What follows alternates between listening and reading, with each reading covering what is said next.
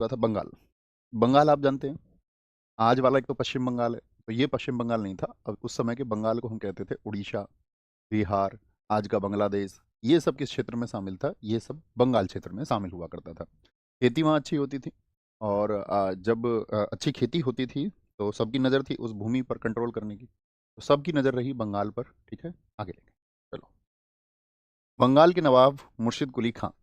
Sir, selection shot लें या इस क्लास को लें? बच्चों, इस क्लास को मैंने कहा था आपको लाइव लेने की ज़रूरत नहीं है। इस क्लास को सिर्फ आप ऐसे देख लेना एक बार ओवरव्यू के लिए, और साथ में जो मैंने महत्वपूर्ण फैक्ट इसमें बताए हैं उनको आपको छोड़ना नहीं है। ठीक है, चले। तो बंगाल के नवाब, पहला नवाब कौन था बंगाल का? सबसे इंपॉर्टेंट क्वेश्चन तो यही बनता है, मुर्शिद कुली खां। इसका नाम मोहम्मद हादी, चूंकि एक कन्वर्टेड व्यक्ति था, यानी पहले ये हिंदू था और बाद में ये मुसलमान हुआ। तो मोहम्मद हादी और सूर्य नारायण मिश्र इसी के नाम है। सन 1700 में ये बंगाल का दीवान बना था। दीवान का मतलब था राजस्व विभाग को देखने के लिए। 1707 में जब औरंगजेब की मौत हुई, तो उसकी मृत्यु के बाद में जो औरंगजेब का पोता था अजीम उस्सान और मुर्शिद कुली खां के बीच में संघर्ष हो गया।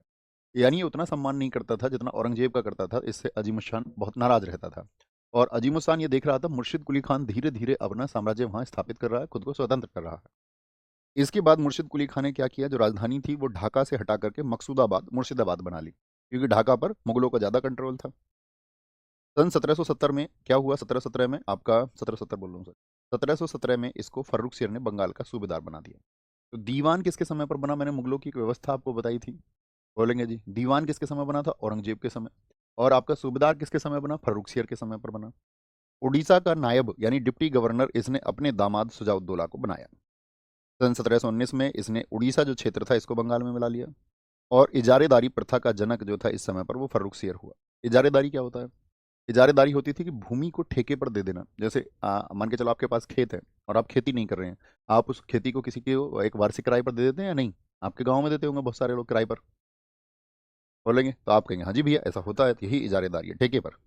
मृत्यु इसकी 1727 में हो गई।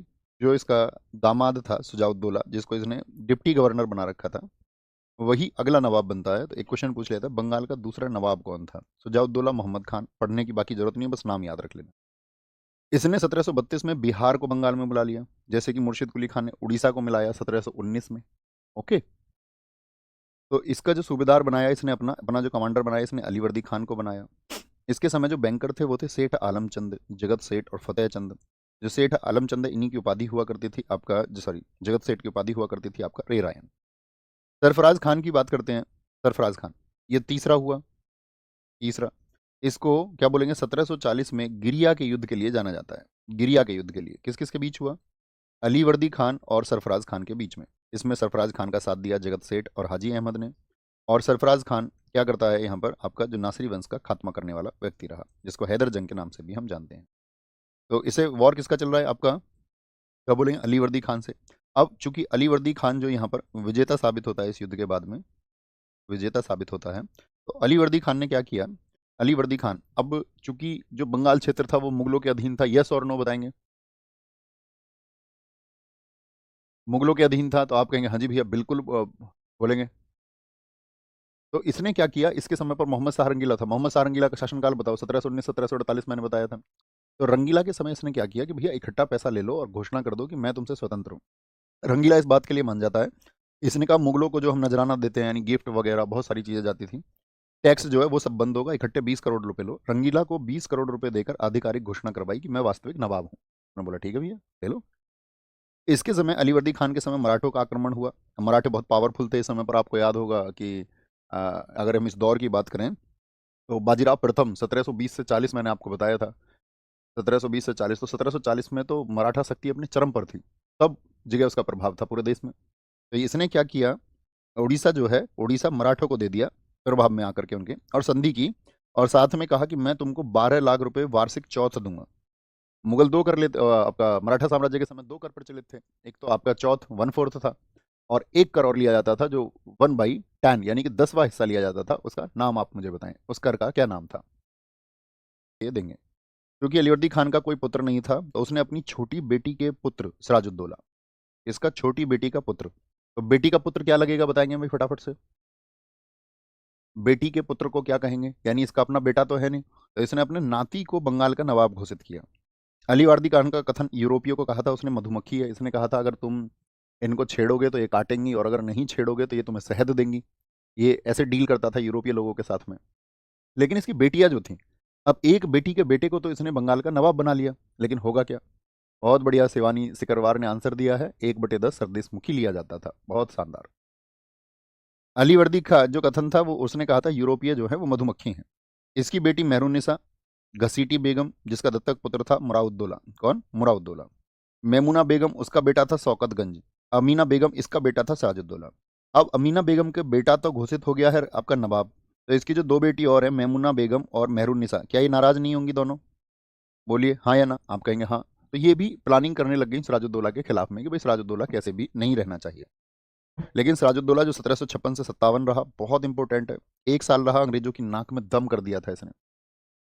सिराजुद्दौला का विरोध किसने किया? घसीटी बेगम, एक ग्रुप बन गया, इसकी मौसी थी। मीर जाफर, राय दुर्लभ, जगत सेठ, जो सेठ लोग थे, अमी चंद, शौकतगंज जो इसकी मौसी का लड़का है, ये सब इकट्ठे हो गए एक ग्रुप में। 1756 में मनिहारी वॉर में जब शौकतगंज को मारा गया, यानी कि एक उत्तराधिकारी तो यहाँ खत्म हो गया। फिर आपको याद होगा अंग्रेजों और फ्रांसीसियों के बीच में एक सप्तवर्षीय युद्ध चला था, जिसमें हमने आपको बताया था तीसरा कर्नाटक वॉर 1758 से 63 भी चला। इसमें क्या होता है, फ्रांसीसियों और अंग्रेजों को किलेबंदी बंद करने का आदेश दिया, क्योंकि फ्रांसीसी और अंग्रेज अपनी शक्ति बढ़ा रहे थे, आपस में लड़ रहे थे और जगह जगह जाकर के ये अपने अड्डे बनाते थे, व्यापारिक अड्डे बनाते थे अंग्रेज और फ्रांसीसी। सिराजुद्दौला ने ये देखा बंगाल में ये हो रहा है, तो उसने आदेश दिए अंग्रेजों को और फ्रांसीसियों को। फ्रांसीसी तो चालाक थे, उन्होंने बात को समझ गए, उन्होंने बात मान ली। अंग्रेजों ने अपनी किलेबंदी नहीं रोकी, तो इसने अंग्रेजों को बहुत पीटा। 4 जून 1756 सिराजुद्दौला कासिम बाजार पहुंचा बंगाल में। 16 जून को उसने कलकत्ता पर आक्रमण किया, जो अंग्रेज फैक्ट्री बना रहे थे वहाँ, अड्डे बना रहे थे, उनके ऊपर अटैक कर देता है जाके। 20 जून 1756 कलकत्ता अंग्रेजों से छीन लिया और कलकत्ता का नाम उसने कर दिया अलीनगर। बहुत बार पूछा जाता है सिराजुद्दौला ने कलकत्ता का नाम क्या कर दिया था। 20 जून को क्या होता है, बहुत सारे अंग्रेज थे वहां पर, आपका 146 लोग थे। उसने उन सबको 18 बाई 14 फीट के कमरे में बंद कर दिया, 18 फीट लंबा 14 फीट चौड़ा, उसमें 146 आदमी।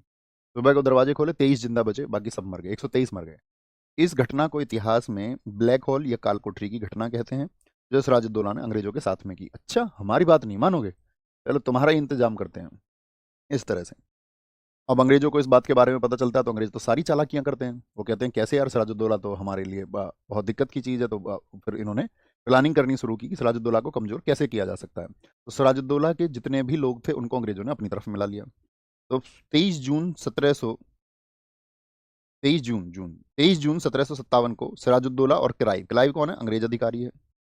ये ऐसा युद्ध है जो एसएससी के हर एग्जाम में पूछा जाएगा, याद रखना, इसकी डेट भी मत भूल जाना। और किस किस के खिलाफ? सिराजुद्दौला और क्लाइव। इसमें क्लाइव की जीत हुई।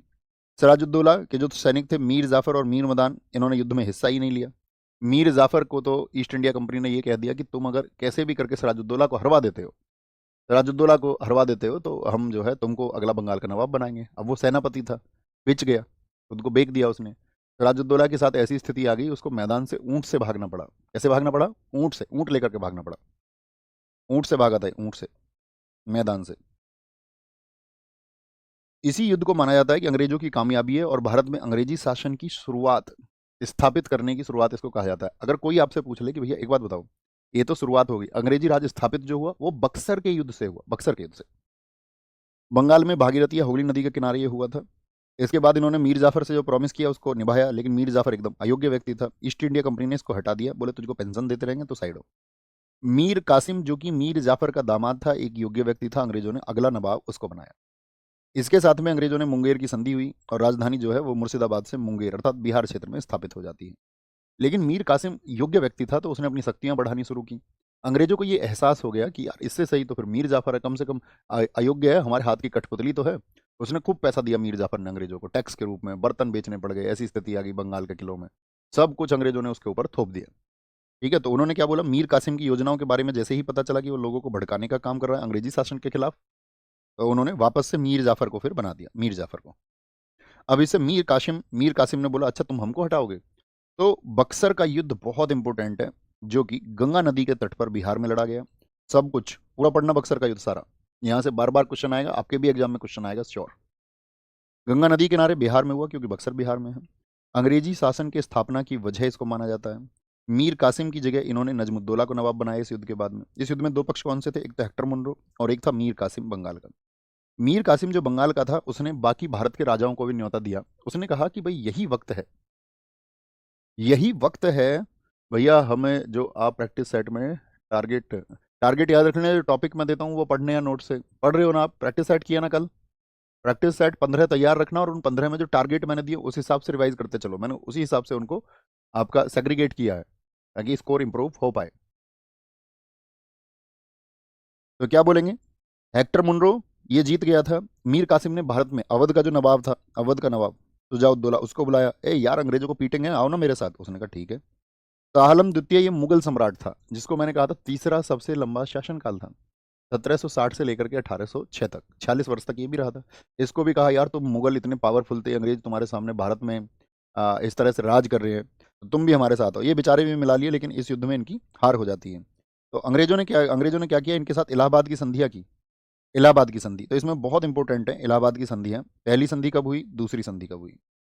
दूसरी संधि क्लाइव और सजाउद्दौला के बीच में गई। बोला तू देगा भाई साथ इसका बंगाल के नवाब का, अवध के सजाउद्दौला? उसने कहा भैया गलती होगी, कोई बात नहीं, तुम्हारा जो इलाहाबाद का किला ये देंगे हम शाह आलम को, क्योंकि मुगल सम्राट से एकदम से बिगाड़ना भी नहीं चाहते थे, कहीं पूरे भारत में विरोध आ जाए। और 50 लाख रुपए युद्ध का खर्चा तुम दोगे जो बक्सर के युद्ध में हुआ है। बोला जी बाबू जी। इधर इससे बोला शाह आलम से, हाँ जी मुगल सम्राट, ठीक है, बंगाल बिहार और उड़ीसा में हम करेंगे व्यापार और वहाँ जो टैक्स का कलेक्शन होगा वो हमको मिलेगा।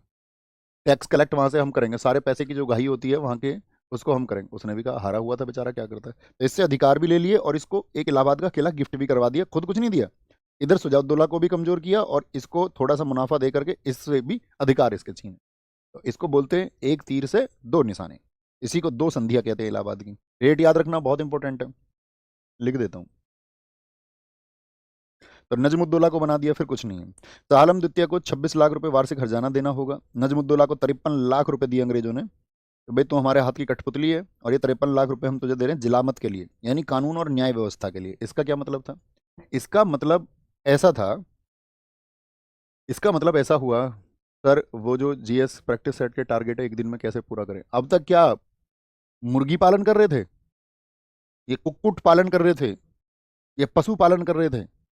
अरे एक दिन में टारगेट क्या, उसको तुम 4 4 6 6 बार अब तक पढ़ चुके होगे। प्रैक्टिस सेशंस में मैं पढ़ा चुका था, यकीन में आप पढ़ चुके होंगे पहले में, उस पहले भी तैयारी की होगी, नहीं होगी तो अब की होगी। तभी तो पढ़े होंगे, 5 5 मिनट के टॉपिक नहीं है वो सारे। जो अच्छे से पढ़ लेता वो ऐसे स्कैन करते हुए चला जाता है, स्कैन। अभी तो टारगेट हम और ज़्यादा देंगे आपको। हाँ बैठे बैठे नौकरी पाना चाहते हो, कोई कोई तो ऐसा होता बुद्धू एकदम। सर कहाँ पर मोट टेस्ट कहाँ पर मिलेगा? कानून और न्याय व्यवस्था के लिए। ये क्यों दिया इन्होंने? ये इन्होंने इसलिए दिया क्योंकि ये चाहते थे कि भी कल को कानून व्यवस्था मेंटेन होगी तो लोगों को अगर कोई समस्या हुई तो वो किसका नाम लेंगे? नजमुद्दौला का। हम इससे मुक्त हो जाएंगे और नाम आएगा कि भाई ये सारे जो है नजमुद्दौला की वजह से काम हो रहे हैं। तो इसीलिए उन्होंने खुद से पंगा छुटाया, पैसा खुद इकट्ठा करते थे और ये सारा का सारा काम और जिम्मेदारी दे दी उन्होंने नजमुद्दौला, सीधे साधे व्यक्ति को। बंगाल में जो द्वैध शासन था वो रहा है 1765 से 1772 तक। ये बहुत इंपॉर्टेंट बात है, डायआर्की। द्वैध शासन या डायआर्की क्या होता है? मैंने आपको बताया शासन कौन कर रहे थे? अंग्रेज कर रहे थे। उगाही कौन करते थे? अंग्रेज करते थे। लेकिन कानून व्यवस्था कौन देख रहा है? बंगाल का नवाब। तो एक ही स्टेट पर रूल करने के लिए दो तरह की शक्तियां काम कर रही हैं या नहीं? ईस्ट इंडिया कंपनी और बंगाल का नवाब भी। जब किसी जगह पर दो शक्तियां काम कर रही हो इसी को हम द्वैध शासन कहते हैं, दो तरह से काम। फिर सैफुद्दौला और अंतिम नवाब जो रहा वो मुबारक उद दौला रहा। तो बंगाल के नवाबों के बारे में एक बार फटाफट से इसको रिवाइज करिए, देखिए सारे को। तो बंगाल के नवाबों के बारे में जो सबसे महत्वपूर्ण जानकारी है, 8 7 10 पॉइंट है, आपको नहीं भूलने। ओके ठीक है चाचू। अब आएंगे बंगाल के गवर्नर, गवर्नर जनरल और वायसराय, ये हमको देखने हैं। जब अंग्रेज बक्सर के युद्ध के बाद में कामयाब हो जाते हैं, क्योंकि मुगलों को उन्होंने हरा दिया, अवध के नवाब को हरा दिया, बंगाल के नवाब को, इकट्ठे 3 पावर को उन्होंने हरा दिया। अब 3 हार गए तो मुझे बताओ अंग्रेज एक बड़ी शक्ति बन के भारत में उभरे कि नहीं उभरे? आप कहेंगे हाँ जी। तो बंगाल का जो पहला गवर्नर था वो था रॉबर्ट क्लाइव। कौन था? Robert Clive. Robert Clive, very good.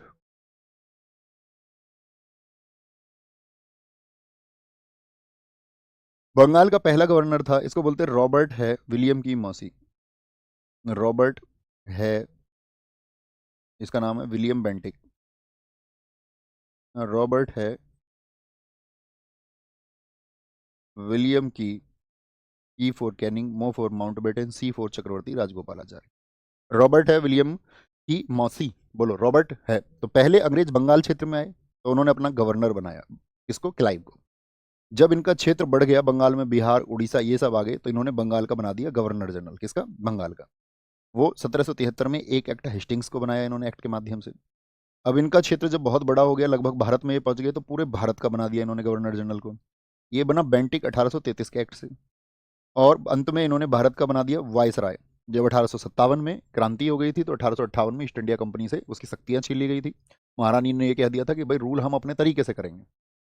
तो जो कैनिंग है वो 1858 के अधिनियम से, 1858 के अधिनियम से। सर हिस्ट्री को जल्दी जल्दी करवा दीजिए, फिर सिलेबस कंप्लीट हो जाएगा बच्चों, प्रॉमिस टू यू।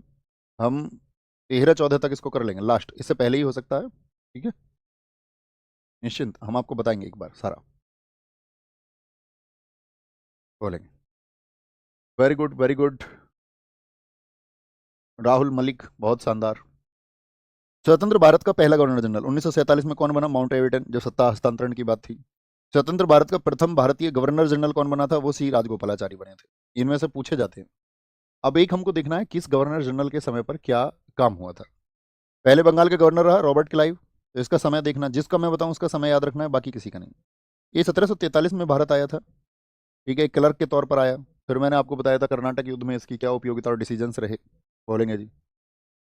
1743 में ये भारत आया और भारत पर अंग्रेजी शासन का जन्मदाता इसको कहा जाता है। इसके समय पर प्लासी का युद्ध हुआ। देखो ये सब वो घटनाएं आएंगी जो हम आगे पढ़ेंगे। इन घटनाओं के बारे में अभी विस्तार से नहीं पढ़ेंगे, सब घटनाएं आगे आएंगी, अभी सिर्फ हमने कैटेगरी बनाई है। बंगाल में द्वैध शासन किसके समय पर लागू हुआ? क्लाइव के समय पर। याद रखना कलाई कितनी होती हैं? 2 होती हैं। प्लास में भी क्या होता है? प्लास देखा है जो कसने वाला रहता है, पकड़ने वाला, उसमें भी 2 होती हैं। तो क्लाइव, कलाई कलाई भी 2 होती है। क्लाइव के समय की घटना है। बंगाल में जो द्वैध शासन लगा, इसका मतलब था बंगाल, बिहार और उड़ीसा की दीवानी राजस्व जो इकट्ठा करेंगे, जो पैसा इकट्ठा करेंगे, वो ईस्ट इंडिया कंपनी इकट्ठा करेगी। और जो निजामत है यानी प्रशासनिक काम, रक्षा कानून, ये बंगाल के नवाब को दे दिए गए थे। मुझे बताओ बंगाल के नवाब को इस काम के लिए फटाफट से आंसर करें। सर मेरा कल का टारगेट एकदम से पूरा है। बहुत शानदार आप साथी, बहुत शानदार छात्र आप हैं, आप कमाल करके आओगे। सर संडे को भी क्लास करिए। हाँ करेंगे, संडे बोला ना, लगातार होंगी class. No Sunday no Saturday, no Monday no Wednesday. क्या बोलेंगे? प्रशासनिक, रक्षा कानून और विषय बंगाल के नवाब को जिम्मेदारी मिली, लेकिन अधिकार नहीं दिए उन्होंने। तो द्वैध शासन का जो जनक था वो था लियोनस कार्टियस। कौन था? इसने एक बुक लिखी है डायर की, उसमें इस व्यवस्था को बताया गया है। लॉविस ने सबसे पहले आंसर किया है भैया, 53 लाख रुपए दिए गए थे। 53, सबका आंसर 53 आया। बस एक साथी मोहम्मद जावेद है, उनका आंसर आया 15,000। बेटा किसी के ख्यालों में डूबे हो। इलाज सुबह सुबह जो बता रहे हैं, सुबह सुबह तो मेमोरी बहुत साफ होती है। बाकी सबका ये आया, इन भैया का लगाया है बस। दीवानी के लिए अंग्रेजों ने क्या किए? 2 उप दीवान बनाए थे। मोहम्मद रजा खान बंगाल क्षेत्र के लिए, राजा सिताब राय ये बिहार क्षेत्र के लिए बनाए। द्वैध शासन के कारण क्या थे? अंग्रेज क्यों करा रहे थे जी द्वैध शासन?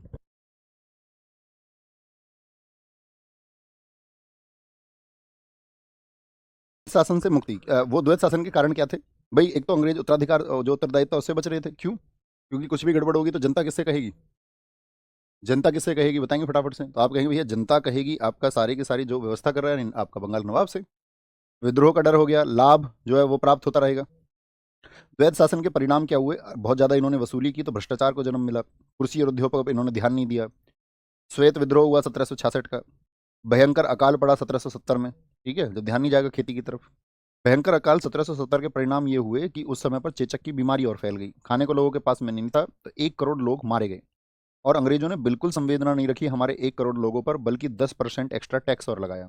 इसके वजह से एक सन्यासी विद्रोह देश में हुआ, जिसको दशनामी नागा के द्वारा आयोजित कहा गया। सन्यासी लोग अंग्रेजी शासन के खिलाफ आ गए। आज हमारे देश में कोई अंग्रेजी शासन के खिलाफ नहीं होता, सब उनकी तारीफें करते घूमते हैं।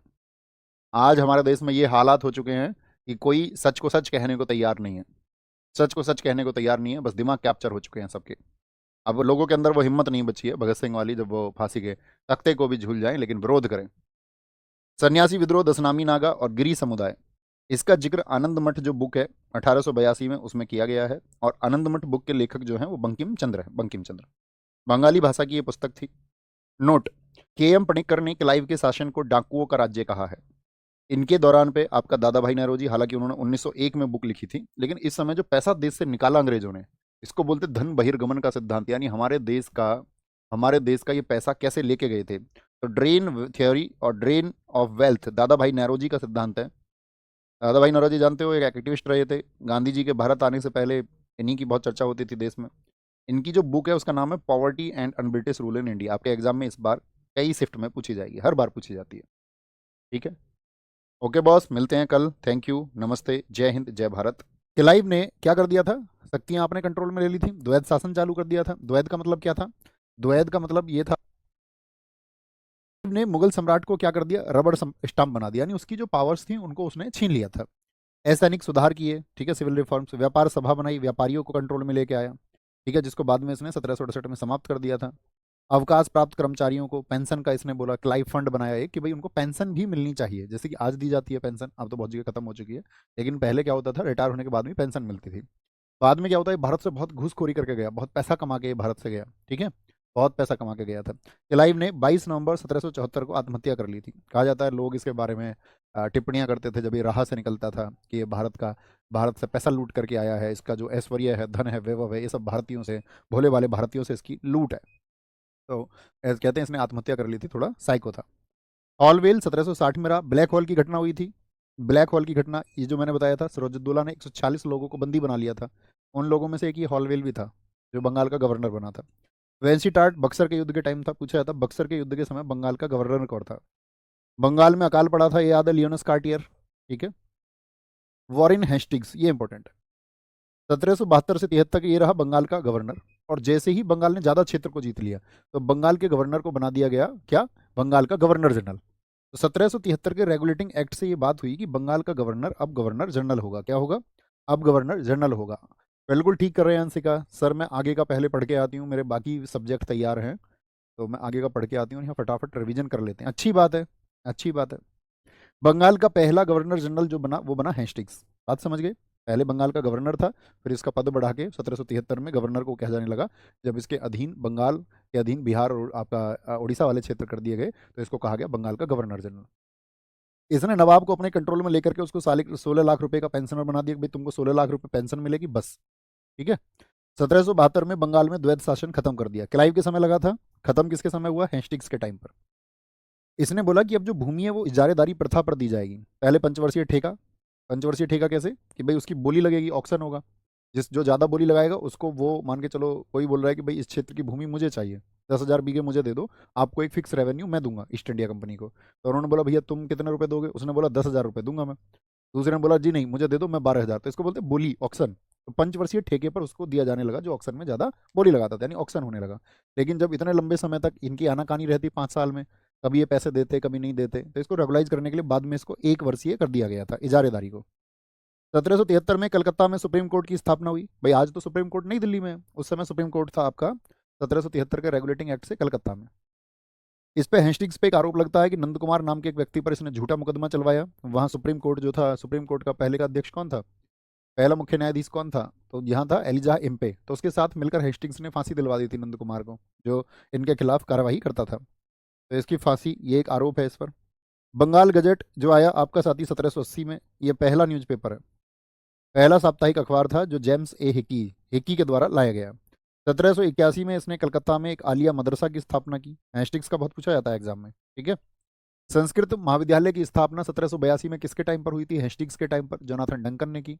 1784 पिट्स इंडिया एक्ट कब आया? 1784 में आया, ठीक है। एशियाटिक सोसाइटी की स्थापना हुई। एशियाटिक सोसाइटी जो बनाई गई थी ना, ये बनाई गई थी भारत की जो नॉलेज के सोर्स थे, जो भारतीय शास्त्र थे, उन भारतीय शास्त्रों को आपका यूरोपियन लैंग्वेज में ट्रांसलेट करना, ताकि यूरोपीय लोगों को तक भी ज्ञान पहुंच सके, क्योंकि वो संस्कृत या हिंदी नहीं पढ़ सकते थे ना, इसीलिए। और इसमें विलियम जोन्स था आपका, विलियम जोन्स ने स्थापना करी। विलियम जोन्स के साथ इसमें थे चार्ल्स विंकिल्स और एक थे अलेक्जेंडर हैमिल्टन। विलियम जोन्स एक भाषा विज्ञानी थे और 1783 में कलकत्ता में जज बन के आए थे। चार्ल्स विल्किंस ये ट्रांसलेटर था, मनुस्मृति का ट्रांसलेशन इसने किया, भगवत गीता का, हितोपदेश का, अभिज्ञान शाकुंतलम का, ये ट्रांसलेशंस किए।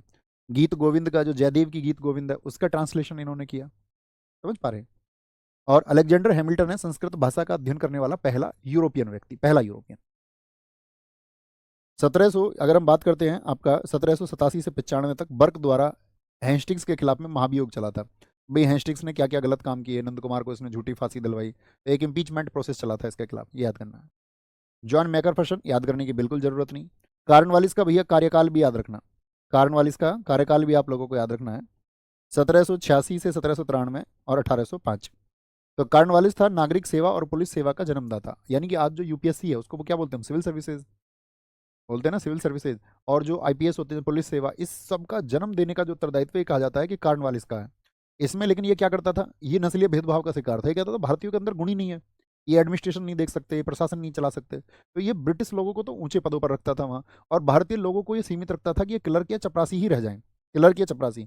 और अंग्रेजों की एक और आती है व्हाइट बर्डन थ्योरी, वो कहते हैं हम अंग्रेजों के ऊपर ये एक आपका दबाव भी है कि हम भारतीयों को सुशिक्षित करेंगे। हमको कमजोर भी समझते थे, हमारा शोषण भी करते थे, हमारा प्रमोशन भी नहीं होने देते थे, निचले पदों पर हमसे काम कराते थे। और यहीं से आप समझिए वो नस्लीय भेदभाव बहुत ज्यादा कर करके इन्होंने भारतीयों की जो प्रतिभाएं थी उनको कुचला। पुलिस में सुधार, जिले में मजिस्ट्रेट, क्या बोला मैंने, व्हाइट बर्डन थ्योरी। ये कहते थे कि भारतीयों को सभ्य बनाने की जिम्मेदारी भी हमको है, खुद सभ्य थे नहीं, हमको क्या सभ्य बनाते हैं। पुलिस में सुधार, इन्होंने जिले में क्या किया, मजिस्ट्रेट, जिले में एक मजिस्ट्रेट बनाया, आज भी होता है ना डिस्ट्रिक्ट मजिस्ट्रेट, डीएम। उसके साथ में जिले में एक इन्होंने एसपी बनाया, सुपरिटेंडेंट ऑफ पुलिस, जिला अधीक्षक, और थाने में चौकी इंचार्ज। इससे पहले नहीं होते थे। यानी आज आप देखोगे थाने में जो चौकी इंचार्ज होता है, दरोगा होता है, वो किसने, कार्नवालिस ने शुरू किया। स्थायी बंदोबस्त इन्होंने लागू किया आपका 1793 में, मोस्ट इंपोर्टेंट, बार बार रिपीट होता है। Permanent settlement implemented in 1793।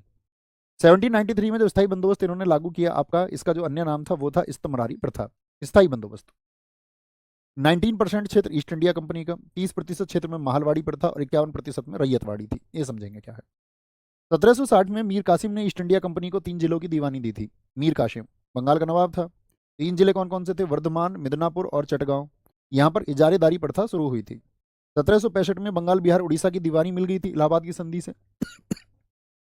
Buxar के युद्ध के बाद में क्या हुआ था, बक्सर के युद्ध को जब अंग्रेज जीत गए तो उन्होंने 2 संधियां की थी इलाहाबाद की। पहली संधि 12 अगस्त 1765, दूसरी संधि 16 अगस्त 1765।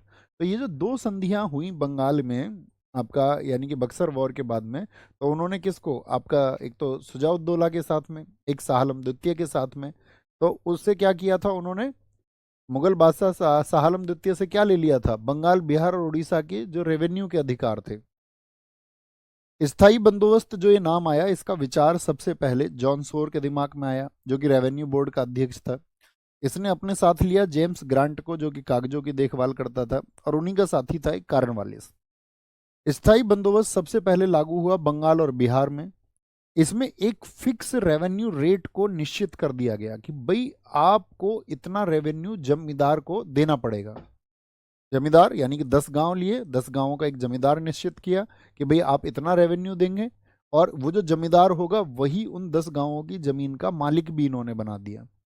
तो क्या बोलेंगे, जमींदार को भूमि का स्वामी बनाया गया, यानी किसान मालिक नहीं था अब तक जमीन का आज की तरह। राजस्व वसूली का जो कार्य था वो इसको दे दिया गया जमींदार को। ये चाहे तो उस भूमि को बेच सकता था, उसको गिरवी दे सकता था, या अपने उत्तराधिकार के रूप में अपने बेटे को, बेटी को, किसी को दे सकता था, बस रेवेन्यू जाना चाहिए। वसूली के लिए ये लोग लेकर के आए सूर्यास्त का नियम, यानी कि शाम सूरज छुपने तक अगर आपने राजस्व नहीं दिया तो वो भूमि आपसे जब्त कर ली जाएगी। तो यानी कि ईस्ट इंडिया कंपनी और किसानों के बीच में कौन था, जिम्मेदार कौन था, जमींदार। टैक्स को पहुंचाता था यहाँ यहाँ से लेकर के। तो यहाँ पर इनको लगा कि नहीं यार, इसमें थोड़ी गड़बड़ी है, जमींदारों की वजह से किसानों का शोषण हो रहा है, किसानों का शोषण होता है, ये मनमाना अपना वसूल करते हैं। तो इन्होंने बोला रैयतवाड़ी एक व्यवस्था हो गई जो 51% क्षेत्र पर लागू हुई, जमींदार का सिस्टम खत्म कर दिया बीच से। ईस्ट इंडिया कंपनी अब सीधे किसानों के पास जाएगी। 1792 में 12 महल तमिलनाडु से कर्नल रीड ने इसको शुरू किया। इसमें बोल दिया गया भाई किसान जो भी पैदा करे उसका 1/3 रेवेन्यू दे दे, बिचौलिया के चक्कर में ना पड़े। 1820 में मद्रास के गवर्नर थे थॉमस मुनरो, उन्होंने इसको शुरू किया। इसमें किसान को भूमि का स्वामी भी बनाया गया। देखिए पहले स्थायी बंदोबस्त में क्या किसान भूमि का स्वामी था, यस और नो, आप कहोगे नहीं जमींदार था। यहां पर वो सारे अधिकार दिए गए किसान को। अब जब किसान को अधिकार दे दिए गए तो किसान को अब सीधे ईस्ट इंडिया कंपनी को पैसा देना है। अब कई बार क्या होता था, किसानों की फसल अच्छी नहीं होती थी, अब 80 फसल नहीं होती थी तो लेकिन रेवेन्यू तो जाना था 1/3। ठीक है, अब कभी फसल ही नहीं हुई, सूखा पड़ गया, या घर में कोई शादी आ गई, मान के चलो फसल तो हो गई, घर में शादी आ गई, पैसे नहीं बचे, तो कैसे दें। इसी एक व्यवस्था से साहूकारों का जन्म हुआ। यानी कि अब वो क्या करते थे कि भाई ठीक है फसल अगले साल अच्छी हो जाएगी, जैसे करते भी हैं किसान आदमी, किसान क्रेडिट कार्ड बनवाते हो ना, हम सबके घर बनता है। तो हम लोग क्या करते हैं, उससे कम ब्याज पे पैसा ले लेते हैं कि भाई फसल धीरे धीरे अच्छी होगी और चुका देंगे। लेकिन साहूकारों ने क्या किया, उच्च दरों पर जो ब्याज था वो लेना शुरू किया। आज आपको बहुत गांव में साहूकार मिल जाएंगे, गरीब व्यक्ति की जमीन, ऐसे व्यक्ति हैं 500 रुपये देंगे 5,000 लिख देंगे, क्योंकि देश में अभी भी लिटरेसी रेट कितना है, 74.04। इस देश में 100 में से 26 लोग कै अक्षर को जानते भी नहीं है अभी। कै कैसे लिखा जाता है, कै कैसे बोला जाता है। कोई कै लिख भी दे और कै बोल दे, उसको इस देश में साक्षर माना जाता है। ऐसे हालातों के बावजूद 26 लोग 100 में से ऐसे हैं जो नहीं जानते। तो साहूकार जो लोग होते हैं, जो ब्याज पे पैसे देते हैं आपका, वो बहुत मनी लेंडर्स बहुत फायदा उठाते हैं। 10-10 20-20% का ब्याज लेते हैं। इवन शहरों में तो जो नौजवानों के अंदर एक आदत डाल दी है कस्बे के अंदर, आपका ब्याज पे पैसे देने वालों ने, कि सुबह को उनको 1,000 रुपये देंगे, शाम को उनसे 1,500 रुपये लेंगे। अब नौजवान लड़का अपने शौक पूरा करने को सोच लेता, शाम को आएंगे इतने 1,000 रुपये ले लो। ठीक है, ठेली पे देते हैं वो लोग, 1,000 रुपये देंगे, शाम को 1,100 लेंगे। हमारे इधर बहुत देखा है मैंने, बहुत चलता है। और वो उस चंगुल में फंसते चले जाते हैं। तो ऐसे में साहूकारों का जन्म हुआ और किसानों की हालत और खराब हो गई। तो फिर एक सॉल्यूशन निकाला, मालवाड़ी व्यवस्था, जो 30% क्षेत्र पर ईस्ट इंडिया कंपनी के लागू हुई। इसमें बोला गया महाल ग्राम से एक सामूहिक वसूली होगी और एक मुखिया होगा, वो इसको तय करेगा। अब मुखिया की जिम्मेदारी होगी, तो जमींदार का तो विरोध नहीं कर पाते थे किसान, लेकिन गांव का मुखिया है तो उससे कह सकते हैं। ठीक है। और इसमें गांव में क्या बोलेंगे, कंपनी जो थी उसमें आपका भूमि का मालिक रही, कंपनी ने भूमि को बोला कि ये हमारी होगी, ना किसान मालिक होगा ना जमींदार। इसमें दर बहुत ज्यादा वसूली गई, लेकिन तो इसका भी बहुत विरोध हुआ। 1822 में हल्ट मैकेंजी द्वारा उत्तर भारत में इसको शुरू किया गया था। संस्कृत कॉलेज याद रखना, जोनाथन डंकन ने बनारस में स्थापना की थी। यही 1958 में संपूर्णानंद विश्वविद्यालय बना। 1974 से इसको हम संस्कृत विश्वविद्यालय के नाम से जानते हैं। 1793 में आया था कार्नवालिस कोड, ये याद रखना। कार्नवालिस कोड कब आया, स्थायी बंदोबस्त भी और कार्नवालिस कोड भी। इसमें इन्होंने बोला कलेक्टर को पहले बहुत अधिकार थे, इन्होंने कहा नहीं, कलेक्टर अब सिर्फ राजस्व निर्धारण करेगा, यानी कि आप सिर्फ रेवेन्यू को तय करोगे। ठीक है। और अगर किसी फौजदारी हो गई, लड़ाई झगड़े आदि का मामला हो गया है, तो उसमें सिर्फ और सिर्फ जो सजा सुना सकते हैं वो यूरोपियन न्यायाधीश। गवाही में धर्म का कोई आधार नहीं रहेगा। यानी पहले क्या होता था कि भाई अगर मान के चलो, जैसे आप देखते हो कि भाई गवाही का आधार इसको समझने के लिए कि गवाही में धर्म कोई आधार नहीं होगा।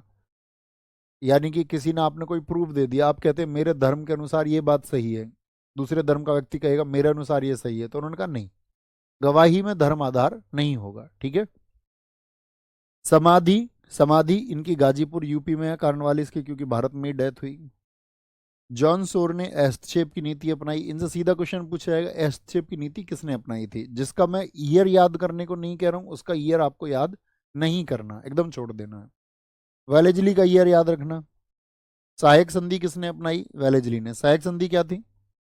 ये आपका, पहले आप जानते राजाओं के संघर्ष होते थे आपस में, तो एक राजा को कहते थे तुम हमसे सेना ले लो अपने पड़ोसी राज्य से लड़ने के लिए, उसको सेना देते थे, और फिर सेना का खर्चा इतना बढ़ा देते थे, धीरे धीरे सेना बढ़ा करके, कि उसको अपना राज्य क्षेत्र ही देना पड़ता था।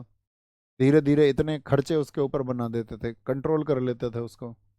इसका जनक रहा था डुप्ले, जो फ्रांसीसी मैंने आपको बताया था। मैंने कहा था ना, अगर डुप्ले को वापस नहीं बुलाया जाता, जो अंग्रेजों का राज रहा वो फ्रांसीसियों का रहता शायद। तो डुप्ले, डुप्ले इसका जनक था, लेकिन बाद में इसको वेलेजली ने अपनाया। सबसे पहले सहायक संधि किसने की थी? हैदराबाद के निजाम ने। मैसूर तंजीर 1799 में हुई, अवध 1801 में, पेशवा 1803 में सहायक संधि का शिकार हो गए, सिंधिया 1804 में। वेलेजली खुद को बंगाल का शेर कहता था। इसने के समय पर फोर्ट विलियम कॉलेज की स्थापना हुई। सिडनी जे ओवन ने लिखा है, वेलेजली ने भारत में अंग्रेजी राज्य ही अंग्रेजों के भारतीय राज्य में बदल दिया। यानी कि वेलेजली वो व्यक्ति था कि भारत में चल तो रहा था अंग्रेजी राज्य, लेकिन वो अंग्रेजों का भारतीय राज्य इसने बना दिया, कि एकदम से अंग्रेजों द्वारा कंट्रोल्ड अब ये हो गए थे। कार्नवालिस दोबारा आया, एक्सपायर हो गया। बार्लो नहीं याद रखना है। मिंटो प्रथम, इसने राजा रणजीत सिंह के साथ में अमृतसर की संधि की थी। मार्बिल हेस्टिंग, इसका नाम है अर्ल ऑफ मोइरा या जॉइन एडम्स। प्रथम आंग्ल नेपाल युद्ध किसके समय पर हुआ था? जो आंग्ल नेपाल युद्ध, ये मार्बिल हेस्टिंग्स के समय पर हुआ। ठीक है। 1760 में मीर कासिम था, इसने प्रयास किए थे। नेपाल पर युद्ध करने के कामयाब नहीं हुआ। कैप्टन नोम्स भी गया था, वो भी कामयाब नहीं हुआ। 1815 में सिंगोली का युद्ध हुआ था और तब जाके 1816 में एक संधि हुई। 1817-18 में पिंडारियों का दमन किया। पिंडारी ऐसे थे, भारत में आपका युद्ध करते थे, अंग्रेजों को बहुत परेशान करते थे, तो उत्तर और दक्षिण दोनों तरफ से सेनाएं चला के इनको बीच में घेर के मार दिया था। 1817-18 में तीसरा आंग्ल मराठा युद्ध, ये हम आपको बता चुके हैं। पेशवा पद इसी के समय पर खत्म हुआ। थॉमस मुंडो ने जो रैयतवाड़ी व्यवस्था शुरू की थी, इसमें सूर्यास्त का सिद्धांत था, अभी हम आपको समझा के आए हैं पीछे, वो इसी के समय की है। ये मत सोच लेना वहां पर कि भैया यहाँ पर तो आपने बताया था कार्नवालिस के समय की है। कार्नवालिस का समय कब है? 1786 से 1793। ठीक है, तो ये तो यहाँ पर हमने आपको सारा समझाया था कि भाई क्या थी आपका स्थाई बंदोबस्त, मालवाड़ी क्या थी, रैयतवाड़ी क्या थी, ये सारी चीजें यहाँ समझाई हैं हमने। तो उनके वर्ष देखना कौन सा वर्ष किसके समय पर है। ठीक है, 1882 में बंगाल में काश्तकारी अधिनियम आया था। एमरहस्ट, इसके समय हुआ था प्रथम आंग्ल वर्मा युद्ध। इनके वर्ष पूछ ले जाते हैं दोस्त। प्रथम आंग्ल वर्मा युद्ध कब हुआ था, जो कि यांडबू की संधि के द्वारा खत्म हुआ। दूसरा डलहौजी के टाइम पर हुआ, तो इसको डलहौजी के टाइम पर याद रखेंगे क्योंकि आंग्ल वर्मा का नाम आया, तो इसको डफरिन के टाइम पर तीसरा हुआ जब कांग्रेस की स्थापना हुई थी। इनके नाम मैंने आगे लिख दिए हैं कि भाई कौन सा आपका उस समय पर गवर्नर या गवर्नर जनरल था। ठीक है बॉस, हम सब करो, बात समझ रहे हो ना, किन किन चीजों पे फोकस करना है। बेंटिक आया, इसका कार्यकाल याद रखना बहुत पूछा जाता है क्योंकि अपने कार्यकाल में पहले तो बंगाल का गवर्नर जनरल रहा, 1833 के एक्ट से ये भारत का गवर्नर जनरल बन गया था। बेंटिक पहले मद्रास का गवर्नर रह चुका था। इसके समय वेल्लोर विद्रोह हुआ तमिलनाडु 1806 में। 1828 से 33 बंगाल का गवर्नर जनरल इसको बनाया गया। 1833 से 35 में ये भारत का गवर्नर जनरल बन गया। सती प्रथा का अंत इसी के समय किस वर्ष में हुआ, याद रखना, एग्जाम में पूछा जाएगा, 1829। इसने प्रयास किया, राजा राम मोहन राय ने। ओके। ठगी प्रथा का अंत किसके समय पर हुआ, इसी के समय हुआ। इसके लिए इसने अपॉइंट किया था कर्नल सिली मैन को। शिशु वध पर भी ये रोक लगाता। ये 3 फैक्ट मत भूलना विलियम पेंटिक से। सती प्रथा कब खत्म हुई? सती प्रथा समझते हो, अगर किसी व्यक्ति की मौत हो जाती थी तो उसकी जो पत्नी होती थी जिंदा जिंदा उसकी पत्नी को उसकी चिता पर बिठा करके आग लगा दी जाती थी कि भाई अब तुम्हारे भी जीवन का कोई हक नहीं है, तुम्हारा पति खत्म हो गया। किसी भी एज में खत्म हो जाए, अर्ली एज में, लेट एज में, वो लोग मानते थे कि कल को ये फिर कहीं ना कुछ आपका इनके संबंध होंगे, कहीं कुछ कल को एक कलंक का कारण बन सकती है। तो कितना रूढ़िवादी समाज रहा होगा। और आज भी आपको इस देश में मिल जाएंगे बहुत सारे लोग जो ये कहते हैं कि सती प्रथा सही थी। तो ऐसे रूढ़िवादी लोगों का आप कुछ नहीं कर सकते। ऑर्थोडॉक्स जो चीज़ों के साथ में बदलना नहीं चाहते, समय के साथ में जो बदलना नहीं चाहते, उस समय की ज़रूरतें क्या थी आपका, लोग समझते थे कि भाई विधवा, इसके द्वारा शादी नहीं होनी चाहिए, इसको घर बसाने का अधिकार नहीं है, इसको जिंदा जलाओ, विधवा से कलंक हो जाता है। तो आप सोचिए कितना रूढ़िवादी समाज रहा होगा। लेकिन जैसे जैसे लोग शिक्षित हुए, लोगों ने समझा, मनुष्य को मनुष्य समझा गया। लेकिन आज भी देखोगे ना, बहुत सारे लोग हैं, एक धर्म का व्यक्ति दूसरे धर्म के लोगों से नफरत करता है, एक जाति का व्यक्ति दूसरे जाति के व्यक्ति, ये किसने आपके दिमाग में पैदा की है? तो इस समाज ने, इस सोसाइटी ने, जिसकी आप बहुत तारीफें करते हैं, इसी समाज ने आपको सबके खिलाफ खड़ा कर दिया। आपके अंदर वो जहर घोला। लेकिन इस समाज में कुछ जागृत, सुशिक्षित, समाज सुधारक लोग भी हुए जिन्होंने समाज को एक नई दिशा दी और जिन्होंने मनुष्य को मनुष्य बनाया। ठीक है, आज भी आप देखोगे बहुत अच्छे लोग हैं जो सबको बराबर इक्वली ट्रीट करते हैं। अंग्रेजी शिक्षा को माध्यम बनाया गया। इसी के समय पर पहला विधि आयोग, जो पहला लॉ कमीशन था, वो मैकाले द्वारा 1834 में गठन हुआ उसका। इसका मैकाले का जो रुख था वो ये क्या चाहता था कि जो इंडिया में एजुकेशन सिस्टम है वो वेस्टर्न हो जाए, पाश्चात्य शिक्षा यानी कि वेस्टर्न एजुकेशन की तरफ जाना चाहिए भाई। क्योंकि ये देखते थे कि भाई भारतीयों को जब तक इन्फीरियरिटी फील नहीं होगी, जैसे मैकाले ने भाषण भी दिया आपका संसद में लंदन में, उसने कहा था कि मैं भारत को सारा घूम चुका हूँ, इन भारतीयों के अंदर जब तक इन्फीरियरिटी कॉम्प्लेक्स यानी कि कमतरी का भाव नहीं पैदा किया जाएगा, जब तक कमतरी का भाव इनके अंदर पैदा नहीं होगा, तब तक हम इनके ऊपर रूल नहीं कर पाएंगे। इसके लिए मैकाले ने अपना विवरण, जिसको हम मिनट कहते हैं, मिनट, वो पढ़ा था 1835 में, जिसका मैं अभी जिक्र कर रहा था। इन्होंने बोला कि व्हाइट मैंस बर्डन यानी कि सफेद व्यक्ति के ऊपर बोझ है कि वो भारतीयों को सुसंस्कृत करें, इनको सभ्य बनाएं।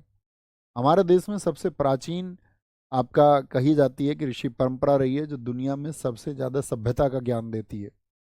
आप वेदास को पढ़िए, वो किसी के खिलाफ आपको नहीं करेंगे। आप उपनिषदों को पढ़िए, किसी के खिलाफ आपको नहीं करेंगे। पूरी दुनिया के लिए वो ज्ञान उपनिषदों में दिया गया है कि पूरी दुनिया उनको पढ़ करके बेहतर कर सकती है। जैसे आप में से कोई बच्चा है, वो चाहता है कि आज दुनिया में जो कुछ भी हालात चल रहे हैं, मुझे वो हालात बदल रहे हैं और कुछ अच्छा करना। इस सब का जो कंक्लूजन आप निकल पाएंगे, वो निकल पाएंगे आप उपनिषदों को पढ़ के। जब तक आप उन 108 प्लस 3 उपनिषदों को पढ़ेंगे और अच्छे से आपने अगर उनका अध्ययन कर लिया, आपके पास सारे सॉल्यूशन होंगे, आप सारे सत्य जान जाओगे, ऑल ऑफ द ट्रूथ्स। नहीं तो फिर फंसे रहोगे। बाकी तो सब कुछ आपका किसी ना किसी पक्ष में लिखा हुआ आपको मिलेगा। कोई किसी पक्ष में, कोई किसी धर्म के पक्ष में, कोई किसी जाति के पक्ष में। 1832 अजमेर में 6 राजाओं के दरबार का आयोजन इन्होंने किया। तारागढ़ दुर्ग जो था दुनिया का दूसरा जिब्राल्टर, इसी समय पे इसमें बेंटिक ने कहा था, बेंटिक ने। भारत का जिब्राल्टर जो कहा जाता है वो ग्वालियर के किले को कहा जाता है। 1835 में बेंटिक के टाइम पर प्रेस को थोड़ी फ्रीडम मिली थी, क्योंकि वहां पर आया था भारतीय प्रेस अधिनियम। प्रेस के लिए अब क्या था, लाइसेंस की आवश्यकता नहीं थी, लेकिन अंग्रेज पहले चक्कर कटवाते थे कि भाई आपको कुछ भी खबर छापनी है, कल को तुम अंग्रेजों के खिलाफ कुछ लिखने लग गए। तो अंग्रेज दमन करके रखते थे मीडिया का, भाई हमारे खिलाफ कुछ नहीं लिखना है। जैसे कि आज भी आप देखो, आज भी यही हालात है। गवर्नमेंट क्या करती है, गवर्नमेंट मीडिया को कंट्रोल करती है ताकि आम जनता तक जो सच है वो सामने ना जा पाए। आम जनता सिर्फ हमारे लिए वोट की तरह ट्रीट होनी चाहिए, उससे हमें सत्य की बात नहीं करनी है, यही गवर्नमेंट करती है। इसने इलाहाबाद में सदर निजामत अदालत और सदर दीवानी अदालत की स्थापना की। हाई कोर्ट में फारसी की जगह इंग्लिश को लागू किया, तो इंग्लिश इसने प्रायोरिटी पर बना ली थी अपनी इसके टाइम पर। मेटकॉफ हुआ, इसने थोड़ी समाचार पत्रों को छूट दी थी, तो इसको लिबरेटर ऑफ न्यूज़पेपर्स कहा गया, लेकिन याद नहीं रखना। ऑकलैंड वो व्यक्ति है जिसने सड़क आजम जो शेरशाह सूरी ने बनवाई थी उसको GT road, grand truck road बोला। प्रथम आंग्ल अफगान युद्ध इसके समय पर हुआ, ठीक है। वहाँ का राजा हुआ करता दोस्त मोहम्मद, उसको इसने जीता। एलन ब्रो, इसने दास प्रथा को खत्म किया था, दास प्रथा को, ठीक है। हार्डिंग के समय पर दास मतलब जो ये दास पहले खरीद फरोख्त होती थी ना, मेरे पास लिमिटेशंस होती है और फिर बहुत कुछ समझाना चाहता हूँ मैं तुमको, बहुत कुछ बताना चाहता हूँ। आइए डलहौजी, 1848 से 56 मोस्ट इंपोर्टेंट डलहौजी सारा पढ़ना, इसको एसएससी बहुत पूछता है, आपके एग्जाम में बहुत पूछा जाएगा। इसने क्या कहा था, इसने कहा था जो राजा हैं जिनके अपने बेटा नहीं है, अपनी जिनके संतान नहीं है, ठीक है, वो बच्चों को गोद नहीं ले सकते, उनका राज्य अंग्रेजों का हो जाएगा। देख रहे हो, इनसे ज़्यादा इस देश को नुकसान पहुंचाने वाला कोई था ही नहीं। तो इसने राज्य हड़प नीति, जिसको व्यपगत का सिद्धांत या शांतिपूर्ण विलय नीति कहते हैं, इसको इसने अपनाया। और सबसे पहले जो इसने अपनाया, इसको अपने अधीन किया सतारा महाराष्ट्र को। जैतपुर कब हुआ, 1849 में। सिक्किम 1850 में। उदयपुर 1852 में। झांसी, कई कई एग्जाम में 1853 देता है, तो देख लेना उसका विकल्प 1854 हो तो 54 चुनना, नहीं तो 1853। नागपुर 1854। द्वितीय आंग्ल सिख युद्ध, जिसमें चलिया वाला का वॉर मैंने आपको बताया था। और ये डलहौजी कहता था कि इसको एक चेरी है जो एक दिन हमारे मुंह में गिरेगी, इसकी बात करेंगे अभी। सिखों के लिए कहता था, पंजाब के लिए। अवध को इन्होंने कैसे मिलाया, 1856 में इन्होंने कुशासन का आरोप लगा दिया। यहाँ इनको कोई वजह नहीं मिली, तो उन्होंने बोला यहाँ का जो राजा है वो शासन को अच्छे से नहीं चला रहा है, और इसकी रिपोर्ट दी आउटरम ने, इस तरह इसको मिला लिया। इंडियन रेलवे इसने शुरू करवाई, ये तो कॉमन सी बात है, बचपन से पढ़ रहे हो गए यार। 16 अप्रैल 1853 मुंबई से ठाणे 34 किलोमीटर पहली रेल चली थी, ठीक है। डाकघर अधिनियम कब आया था, 1854, डलहौजी के टाइम पर। विद्युत तार सेवा, पीडब्ल्यूडी डिपार्टमेंट, जो देश के भ्रष्ट डिपार्टमेंट में से एक है। वुड डिस्पैच कब आया था, भारत में अंग्रेजी शिक्षा लागू करने के लिए, जिसको अंग्रेजी शिक्षा का मैग्ना कार्टा हम कहते हैं। तो क्या बोलेंगे, इसमें क्या किया गया था, अगर बच्चे की जो प्राइमरी एजुकेशन है जब वो छोटा है, जैसे हमारे देश में था तो बच्चा अपने घर में हिंदी बोलता था, या जिस घर में संस्कृत बोली जाती होगी वहाँ संस्कृत, तो इन्होंने बोला स्थानीय भाषा में प्राइमरी एजुकेशन करा दो, और जैसे ही हायर एजुकेशन में आए उसको अंग्रेजी भाषा में थोप दो। कितनी कठिनाई रही होती होगी इस बच्चे को, हमें बहुत कठिनाई हुई थी। हमारा 12th हिंदी मीडियम से हुआ, हम गए इंजीनियरिंग में, सब किताबें सब इंग्लिश में, टीचर सब इंग्लिश में बात कर रहे हैं। तो ये इन्होंने क्या किया कि एकदम से भारतीयों के ऊपर अंग्रेजी को एक थोप दिया एक तरीके से, ये समझिए आप। विधवा पुनर्विवाह अधिनियम को ड्राफ्ट किया डलहौजी ने। तो डलहौजी कहता है कि नहीं, विधवाओं की सही स्थिति होनी चाहिए, तो उसने इसको ड्राफ्ट कराया था, लेकिन पास नहीं कराया इसको, पास इसको कराया कैनिंग ने। तो कैनिंग का भी कार्यकाल याद रख लेना। डलहौजी कब रहा, 1848 से 56, फिर 1856 से 1862 तक कैनिंग। इसके दौर में ही आपका क्रांति हुई थी 1857 की। तो पहला तो ये वायसराय रहा, और 1858 के एक्ट से क्या बना दिया गया था, इसको वायसराय बना दिया गया, क्योंकि इससे पहले तो गवर्नर जनरल हुआ करते थे। 1857 की क्रांति, जिसकी घोषणा 5 जुलाई को हुई। शाही घोषणा 1 नवंबर 1858 को हुई कि भाई ईस्ट इंडिया कंपनी की ताकतें अब ले ली जाती हैं, अब क्राउन का शासन होगा, क्राउन का। तो जो क्राउन का शासन था, यानी कि ताज का शासन उसको कहते हैं, ताज का शासन। अब तक किसके आदेश चल रहे थे, ईस्ट इंडिया कंपनी के। लेकिन ताज यानी जो ब्रिटेन की महारानी है, उसका शासन रहा था 1858 से देश की आज़ादी 1947 तक। इससे पहले ईस्ट इंडिया कंपनी था। तो शाही घोषणा हुई आपका 1856 में। विधवा पुनर्विवाह अधिनियम ईश्वर चंद्र विद्यासागर जी ने प्रयास किया, बहुत अच्छे समाज सुधारक थे हमारे देश के। तो कैनिंग ने इसको पारित किया। हड़प नीति को खत्म कर दिया गया, क्योंकि बहुत विरोध हुआ, 1857 के क्रांति का एक कारण बनी थी। 1857 में इसने यूनिवर्सिटी कलकत्ता, बॉम्बे और मद्रास में एक इनकॉर्पोरेशन एक्ट ला करके इनको इसने स्थापित किया। पहला हाईकोर्ट एक्ट कब आया, हाईकोर्ट एक्ट ये आया आपका 1862 में, और इसके तहत आपका कलकत्ता में उच्च न्यायालय, बम्बई में उच्च न्यायालय और मद्रास में उच्च न्यायालय की स्थापना हुई। ये आपने पॉलिटी में भी पढ़ा होगा। इनकम टैक्स एक्ट आया कैनिंग के टाइम पर 1860 में, इनकम टैक्स एक्ट। पहले भारत में, अभी जानते हो आप, पिछले साल बदलाव कर दिया गया, भारतीय न्याय संहिता ला दी गई, भारतीय नागरिक सुरक्षा संहिता ला दी गई, आपका बीएनएस और बीएनएसएस। जो लोग यूपीएसआई के लिए पढ़ते होंगे उनको पता होगा। लेकिन पहले क्या होता था, पहले होती थी आईपीसी, इंडियन पिनल कोड, और सीआरपीसी, क्रिमिनल प्रोसीजर कोड। तो जो भारतीय दंड संहिता आईपीसी है वो 1860 में पारित हुई थी। मतलब कि आप कोई भी कुछ आपका क्राइम करोगे तो उसके लिए कितना पनिशमेंट आपको मिले, ये आईपीसी में लिखा हुआ होता था। हत्या करोगे तो ये सजा है, आप हत्या का प्रयास करोगे, अटेम्प्ट टू मर्डर, तो ये सजा है। ये देश में लागू हुई थी 1 जनवरी 1862 को। दंड प्रक्रिया संहिता 1973 थी, 1973 वो आपका इम्प्लीमेंट हुई थी आपका 1 अप्रैल 1974 को। दंड प्रक्रिया संहिता ये कहती है कि आपका भाई आपने कोई अपराध कर दिया, और अपराध करने के बाद में, आप भाई सजा कौन सुनाएगा, न्यायाधीश सजा सुनाएगा आपको। और न्यायाधीश जो सजा सुनाएगा आपका, तो वहां तो आपको कोर्ट जाना पड़ेगा। तो जो कोर्ट प्रोसीजर है, कोर्ट में जो कार्यवाही होगी, कोर्ट में पुलिस आपको गिरफ्तार करेगी, किस तरह गिरफ्तार करेगी, कोर्ट में आपको, जैसे आप जानते हो कि हैबियस कॉर्पस होता है, बंदी प्रत्यक्षीकरण, 24 घंटे में कोर्ट ले जाना पड़ेगा। जज देखेंगे वहां पर आईपीसी के अनुसार कौन सा अपराध आपने किया, क्या सजा सुनाई जाए आपको। तो इस तरह से इसको बोलते हैं दंड प्रक्रिया संहिता। भारतीय साक्ष्य अधिनियम 1872। अब आईपीसी के आईपीसी, आईपीएस नहीं, आईपी इंडियन पिनल कोड अब क्या बन गया है, भारतीय न्याय संहिता, बीएनएस। सीआरपीसी अब बन गया है बीएनएसएस, ये बात मैं आपको बता रहा था। भारतीय नागरिक सुरक्षा संहिता। इंडियन एविडेंस एक्ट जो था, इंडियन एविडेंस एक्ट यानी भारतीय साक्ष्य अधिनियम, इसको अब सीधे सीधे बीएस से बोला जा रहा है, भारतीय साक्ष्य अधिनियम। ये सब पारित हुए 25 दिसंबर 2023 को और लागू हुए 1 जुलाई 2024 से। मेयो को देखिए, मेयो के टाइम पर क्या हुआ था, सबसे इंपॉर्टेंट है सांख्यिकी विभाग। तो ठीक है, पहली प्रायोगिक अनियमित जनगणना, यानी भारत में जनगणना के पहले प्रयास कब हुए, मेयो के टाइम पर हुए 1872 में। लेकिन इसको रेगुलाइज कब किया गया था, रिपन के टाइम पर 1881 की। भैया हर 10 साल में एक जनगणना होगी। जनगणना कितने दिन में होगी, 10 साल में। एक ये यूट्यूब पर मैंने एक जनगणना टॉपिक पढ़ाया हुआ होगा, आप सर्च कर सकते हैं, जनगणना नवीन सर, सेंसस ऐसे लिख सकते यूट्यूब पर, सेंसस नवीन सर। क्योंकि 2011 के बाद में तो सेंसस हुई नहीं है, तो कोई डेटा अभी तक तो बदलेगा नहीं जब तक अगली सेंसस नहीं होगी। तो ये क्लास बड़ी पूछा जाता है सेंसस से क्वेश्चन, सेंसस टॉपिक आप पढ़ लेना, है ना। लिटन की अगर बात करते हैं, 1876 से 80 रहा, बहुत नालायक था लिटन। नमक के उत्पादन पर सरकारी नियंत्रण इसने स्थापित किया। देसी रियासतों के जो अधिकार थे उनको इसने कंट्रोल किया। एक समान कर इसने लगाया। 1876 में इसने शाही उपाधि अधिनियम ला करके विक्टोरिया को भारत की साम्राज्ञी घोषित कर दिया और उसको उपाधि दी केसर हिंद। इसके समय 1876-78 में अकाल पड़ा, 50 लाख लोगों की मौत हुई। उसकी जांच के लिए स्ट्रेची आयोग बना। प्रथम दिल्ली दरबार 1877 में इसी के समय लगा। दिल्ली देखिए, 1876 से 78 यहाँ पर अकाल पड़ रहा है देश में, 50 लाख लोग मर रहे हैं, लेकिन यहाँ पर ब्रिटेन की महारानी आ रही है भारत में पूरे शानो शौकत से, और उसके स्वागत के लिए खूब पैसा खर्च किया जा रहा है। इतने निर्दयी थे अंग्रेज लोग, इतने निर्दयी थे, जिनको 50-50 लाख मौतों पर कोई आपका फिक्र नहीं होती थी।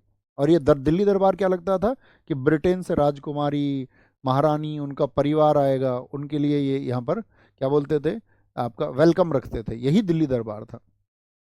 इसी के समय वर्नाकुलर प्रेस एक्ट आया। वर्नाकुलर बोलते देसी बोली को। भाई अंग्रेजों के बारे में हम लिख देते थे अपनी भाषा में, अंग्रेज समझ ही नहीं पाते थे। ये तो यहाँ के कुछ होते थे बिकाऊ पिल्ले, जो जाके बताते थे भैया तुमको गाली लिख रखी है, ये फिर दंड देते थे। नहीं, इनको थोड़ी पता चलता था। भारत में तो क्रांति चुपचाप हो जाती है अगर बहुत सारे भारतीय अंग्रेजों से ना मिले होते। अंग्रेज पढ़ ही नहीं पाते हैं क्या लिखा हुआ है, ये तो भारतीयों को पकड़ के रखते थे। और कोई ना कोई व्यक्ति कभी ना कभी बिकने को तैयार रहता ही है। जिनको बिकना होता है वो बिक जाते हैं, और बिकाऊ लोग ज़्यादा होते हैं। जिनका जमीर जिंदा होता है वो लोग कम होते हैं। तो वर्नाकुलर प्रेस एक्ट तो ये लेके आए भाई, स्थानीय भाषाओं में आप अखबार ही नहीं छापोगे। बहुत सारे अखबार जो है इन्होंने बोला इंग्लिश में छापो ताकि हम भी समझ पाएं क्या लिख रहे हो तुम। तो अमृत बाजार पत्रिका पहली थी जिसको साथी संपादक होते थे उसके शिशिर कुमार घोष और मोतीलाल घोष, ये अंग्रेजी भाषा में छपने लग गई थी। सुरेंद्रनाथ बनर्जी ने कहा इसको a bolt from the blue, आकाश से कोई बारिश हुई है, वज्रपात हुआ है और अंग्रेजों ने हमारे ऊपर क्या है, बहुत प्रहार किया है। द्वितीय आंग्ल अफगान युद्ध इसके समय पर हुआ, गंडमक की संधि से वो आपका खत्म होता है। भारतीय शस्त्र अधिनियम, आप सबको पता है 1857 की क्रांति हो चुकी थी और भारतीय लोग लाइसेंस बनवा रहे थे। तो इसने बोला कि नहीं, अब भारतीयों को लाइसेंस नहीं मिलेगा, शस्त्र नहीं मिलेगा। कल को अगर इनके पास शस्त्र हुए तो ये फिर से कोई क्रांति कर सकते हैं बड़े हथियारों को लेकर के, इसलिए इनको आप वेपन्स ही मत दो। तो इसने बंद कर दिए। ये चाहता था सिविल सर्विसेज में हमारे बच्चे जाएं ही ना। 21 साल मिनिमम एज थी, उसको घटा करके इसने 19 कर दिया कि ये इंडियन पहुंचे ही नहीं। ये हालात कर रखे थे हमारे हमारे देश में, ये हमारे हालात थे। आज जो ये सब आज़ादी आज़ादी आज़ादी आज़ादी, किसी छोटी छोटी चीज़ पर जो लोग ये नहीं देख पाते इस देश के लिए क्या जरूरी है, वो देखिए इन हालातों में हमारे लोग वो जिए थे, वो क्रांतिकारी जिए थे, जिनके अंदर ये एक जुनून होता था, जिन्होंने ख्वाब देखे थे कल एक देश, एक बेहतर देश हमारा होगा, एक आज़ाद देश होगा। लेकिन आज भी लोगों के दिमाग गुलाम है। आपको सोचना चाहिए इस युवा पीढ़ी को, ये आप मतलब भौगोलिक रूप से आप आज़ाद हो गए, लेकिन क्या आप मानसिक रूप से आज़ाद हैं या नहीं? ये आज भी आप किसी की थोपी गई सोच को फॉलो कर रहे हैं।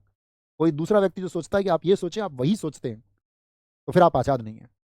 यदि आप एक विचारक बन जाएंगे, जब आप सोचेंगे, जब आप सारी मान्यताओं को तोड़ करके, फ्रेडरिक नीशे ने कहा है आपका नाइलिज्म थ्योरी में कि आप सारी मान्यताओं को छोड़ करके जब लाइफ को मीनिंगलेस मान लेंगे और तब उसके बाद में अपने खुद के मीनिंग आप बनाएंगे, तब सबसे बेहतर मीनिंग्स होंगे, तब आप एक बेहतर इंसान होंगे, तब इस समाज के सबसे अच्छे नागरिक आप होंगे। रूढ़िवादी विचारों से आप बेहतर नहीं हो सकते। वैधानिक सिविल सेवा आयोग की स्थापना इसने की। सूती वस्त्रों पर आयात कर जो लगता था उसको इसने खत्म किया। तो इसने ज्यादातर रोक लगाई। इसके बाद में आया रिपन, इसका कार्यकाल ठीक था। इसने वो सारी चीजें हटाई। बहुत सारे लोग कहते हैं कि नहीं, रिपन ने भारत के ऊपर एहसान किया। क्या एहसान किया? एक आदमी गला घोट रहा है, वो दमन कर रहा था, इसने उसको हटाया है, हमारे भले के लिए कुछ नहीं किया। इसने क्या किया है, जो व्यवस्था खराब करी थी आपका लिटन ने, उसको इसने ठीक किया सिर्फ। कारखाना अधिनियम लेके आता है 1881 में, इस 7 साल से कम के उम्र का बालक फैक्ट्री में काम नहीं करेगा। पहली नियमित जनगणना इसके टाइम पर हुई। कमेंट सेक्शन में आंसर करें एक बार, कितने साल में जनगणना आयोजित होती है। जो वर्नाकुलर प्लेस एक्ट लिटन लाया था उसको इन्होंने खत्म कर दिया। 1878 में लाया, इन्होंने बोला नहीं ये गलत है। शस्त्र अधिनियम जो वो लेके आया था उसको खत्म कर दिया। इन्होंने बोला कि भाई एक हमको लोकल सेल्फ गवर्नमेंट की जरूरत है। एक आपका लोकल सेल्फ गवर्नमेंट समझ रहे हो, जैसे कि आज गांव स्तर पर, ब्लॉक स्तर पर, जिले स्तर पर, गांव में ग्राम प्रधान होते हैं, आपका ब्लॉक में ब्लॉक प्रमुख होता है, जिले स्तर पर जिला पंचायत अध्यक्ष होते हैं। बोले कि इन जो गांव में जो निचला स्तर है उसका विकास कैसे होगा, उसके लिए लोकल सेल्फ गवर्नमेंट चाहिए, स्थानीय स्वशासन चाहिए। यही लेके आया इल्बर्ट बिल। अब तक क्या होता था कि जो अंग्रेजों का मुकदमा होता था वो सिर्फ अंग्रेज न्यायाधीश चुनते थे, तो वो बहुत फेवर भी करते थे बहुत बार। लेकिन उन्होंने बोला कि अब कुछ मुद्दे होंगे तो उसमें भारतीय जज भी अब अंग्रेजों का मुकदमा सुन सकेंगे। स्थानीय स्वशासन इसने शुरू कराया, तो स्थानीय स्वशासन का इसको जनक कहते हैं। हंटर कमीशन इसके लिए आया। फ्लोरेंस नाइटिंगेल ने रिपन को कहा कि ये भारत का मुक्तिदाता है। देखिए इसने भारत को मुक्ति दिला दी। लिखने वाले एकदम से आ जाते थे, फ्लोरेंस नाइटिंगेल इन्हीं की कोई है जिसने बोल दिया कि ये मुक्तिदाता है। बताओ, मुक्ति दिला दी इन्होंने भारत को। खुद एक काम बिगाड़ रहा है। ये वैसे है कि किसी ने चाय का कप गिरा दिया फर्श पे, दूसरे ने आके पोछा लगा दिया, तो दूसरे से कह रहे हैं बताओ घर को इसने सुंदर बना दिया है, सफाई कर दिया इसने। गंदगी खुद कर रहे हैं तो कीचड़ कौन उठाएगा, यही तो उठाएंगे। मदन मोहन मालवीय भारत के सभी वायसरायों में इसको सबसे श्रेष्ठतम कहते हैं। डफरिन के समय कांग्रेस की स्थापना हुई 1885। देखिए ये फैक्ट है, ये अभी आएंगे सब आगे। हम कांग्रेस को पढ़ेंगे, कांग्रेस क्या थी क्या नहीं थी, ये सब हमको जानना है। लैंसडाउन के समय द्वितीय कारखाना अधिनियम, सप्ताह में एक अवकाश, 9 से 14 वर्ष का जो बालक होगा 6 घंटे से अधिक काम नहीं करेगा। भारत और अफगानिस्तान के बीच भारत का पहला विभाजन, डूरंड लाइन खींची गई। किस किस के बीच है डूरंड लाइन? भारत और अफगानिस्तान के बीच में, भारत और अफगानिस्तान के बीच में। करजन भारत में सबसे कम उम्र का वायसराय बन के आया, इसका कार्यकाल याद रखना, इसी ने भारत को बांटा। पुलिस आयोग इसने बनाया एंड्रयू फ्रेजर की अध्यक्षता में। दूसरा दिल्ली दरबार इसने भी आपका यहाँ पर सजाया, फिर वही आए राजकुमार राजकुमारी। प्राचीन जो स्मारक थे उनकी सुरक्षा के लिए कानून लेकर के आया। बंगाल विभाजन 1905 में किसके टाइम पर हुआ ये जानते हैं। हिंदू मुस्लिम का बीज इन अंग्रेजों ने बोया, क्योंकि ये जानते थे 1857 क्रांति में इस देश में हिंदू और मुसलमान एक साथ थे। जितना हिंदुओं ने नेतृत्व किया उतना ही मुस्लिमों ने साथ मिलकर लड़े, बहुत बेहतर लड़े। अंग्रेजी व्यवस्था को समझ में आ गया, अगर इस देश में हिंदू और मुसलमान एकजुट हो गया तो बाहरी ताकतें राज नहीं कर सकती। तो उन्होंने बोला फूट डालो और राज करो। हिंदुओं के अंदर ये भावनाएं फैला दो कि मुस्लिम तुम्हारे अधिकारों को छीन लेंगे, तुम्हें बेघर कर देंगे, एक दिन इन्हीं का शासन होगा, एक दिन तुमको यहाँ से जाना पड़ेगा। हिंदुओं के अंदर ये भर दो कि एक दिन मुस्लिमों का शासन हो जाएगा, एक दिन ये सब कुछ घर कर लेंगे, एक दिन ये आपका सब कुछ कैप्चर कर लेंगे, तभी तो ये आपस में लड़ेंगे। तो अंग्रेजों ने शुरू किया और आज तक भी पॉलिटिकल पार्टी जिसको फॉलो करती हैं, आज तक भी करती हैं। मिंटो द्वितीय के समय बंगाल विभाजन के विरुद्ध में स्वदेशी आंदोलन हुआ, हम ये पढ़ेंगे। मुस्लिम लीग का गठन, क्या मुस्लिम लीग था ये हम आगे चलेंगे, अभी बस मैं आपको टिक कर देता हूँ। तो कांग्रेस में नरम दल और गरम दल में फूट पड़ गई थी, ये भी हम पढ़ेंगे कांग्रेस के टाइम पर। यहाँ सिर्फ फैक्ट है कि ये टाइम किसके टाइम पर हुआ है, ठीक है। खुदीराम बोस जी को फांसी दी गई, खुदीराम बोस जी को, खुदीराम बोस जी पर वीडियो बनाएंगे एक अच्छा सा, ठीक है। भारत इनको कम जानता, वीडियो बनाते हम इंस्टाग्राम पर, आपने देखा हो। हमारे पुराने जो लोग हैं उनको, विचारक थे या क्रांतिकारी थे हमारे, ताकि समाज में जो नए बच्चे भी हैं, नए लोग हैं, तो वो उनको जाने, उनका नाम वो जाने, महसूस करें कि वो कौन व्यक्ति थे। 1909 में मार्ले मिंटो अधिनियम आया, मिंटो द्वितीय के टाइम पर। हार्डिंग द्वितीय के समय तीसरा दिल्ली दरबार लगा। अब जैसे गांधी जी को हम पढ़ेंगे आगे चल के, तो गांधी जी जब वापस आए तो 9 जनवरी 1915 को आए थे, तो कौन था आपका? हार्डिंग द्वितीय था। होम रूल लीग की स्थापना 1916 में हुई, तो हार्डिंग द्वितीय था। बाहर क्या बोलोगे? बनारस हिंदू यूनिवर्सिटी, ये आप देख लोगे एक बार। बंगाल विभाजन बहुत विरोध के बाद रद्द हो गया था। गदर पार्टी क्या थी, ये सब आगे आएंगे, तो मैं आपसे उस समय पूछूंगा, बस आपको पता होना चाहिए ये वर्ष। इसके बाद में 5-5 के हैं, 1916 से 1921 आएगा, फिर 1921 से 1926 आएगा, फिर 1926 से 1931 आएगा, पंचवर्षीय योजना की तरह चले फिर ये। लखनऊ पैक्ट, लखनऊ समझौता हुआ था कांग्रेस के नरम दल और गरम दल के बीच में।